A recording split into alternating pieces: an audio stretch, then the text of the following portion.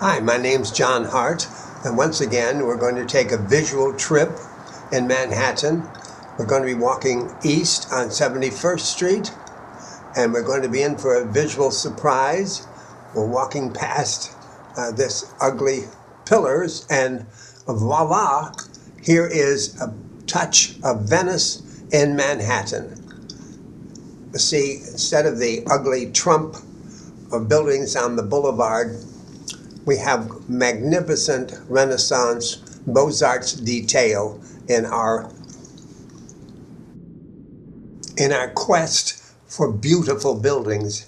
As Vitruvius said, they give us delight. These row houses were built between 1893 and 1896 in what we call the Beaux-Arts style. We might even refer to it as Venetian Renaissance. Built in the same style as the Doralton and the Ansonia, which we have already seen. Now I'd like to show you some more of the marvelous, awesome detail in these buildings. There, for instance, are crests, coats of arms, and we're panning up slowly to the ledge, Corinthian pillars. Let's move on a little bit further. I want you to enjoy the visuals on these buildings, these facades. Here we have again window treatments with corbels and or brackets below the sills. That type of pillar on the right is called a Gibbs style column. Moving on a little bit further,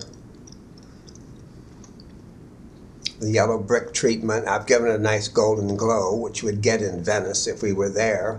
And now these magnificent series of balconies. Let's look at some more of these fine details. Again, the Corinthian columns.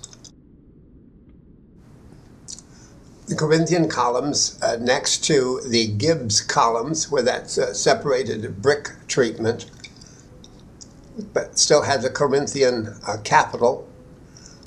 Let's move on. Elongated Roman brick style, ashlar it's called sometimes. Moving on, going back just a little bit toward the west section, and we'll pull back just a bit to show you these fine, really magnificent balconies that one would find in Venice, probably on the Grand Canal. Not all of Venice is done in the Gothic style. And below, I want you to notice this, also this oval window, oculus window, if you want to refer to it as that, but this great view just looking west.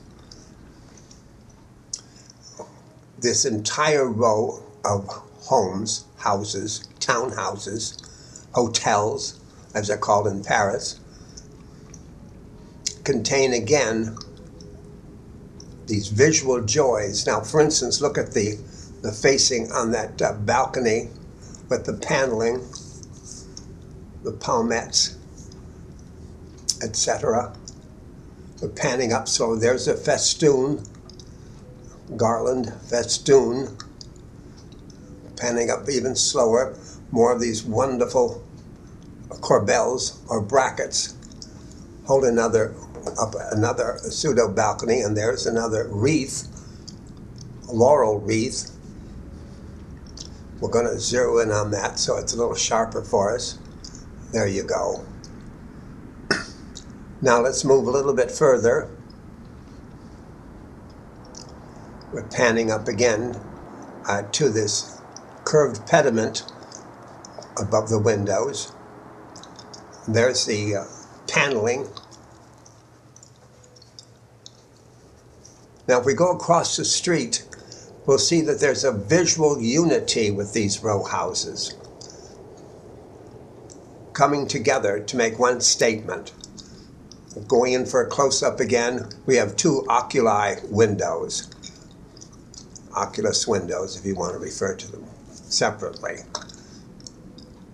Again, let's take a look at the detail in these magnificent balconies with separate panels, carved moldings. And now a closer look up again at this wonderful oval window treatment next to the Romanesque door. A bit of an Italian Renaissance in these buildings too. All these influences, French Renaissance, Italian Renaissance, occurred because these architects attended École des Beaux-Arts in Paris and saw all these references in the buildings around them. We'll pan up slow to view this oval window, this oculi, this wonderful laurel wreath trim. We're going to pan slowly across the facades again, going east. Again, the detailing of these marvelous brackets, the Aegon dart and other detailing around the Romanesque doors. A close-up again of the almost acanthus leaf effect on the corbels or brackets below the balconies. Again, we're going to pan slowly, this time to the west, so you can enjoy the visuals. I've given it kind of a romantic, soft focus glow.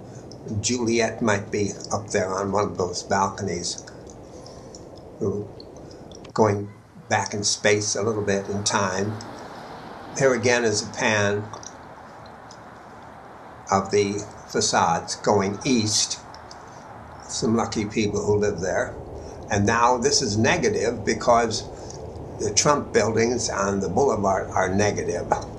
Visually, they are negatives, as you can see the difference between what we just looked at with the landmarked area there on Windsor. That was landmarked in 1989. So that's enough of Trump. And we're going to go back with our Venice in Manhattan, thank you, for one more romantic close-up of our balconies. And finally end up with our sleeping child who is sleeping peacefully in this beautiful window, knowing that beautiful architecture is still available for us to enjoy.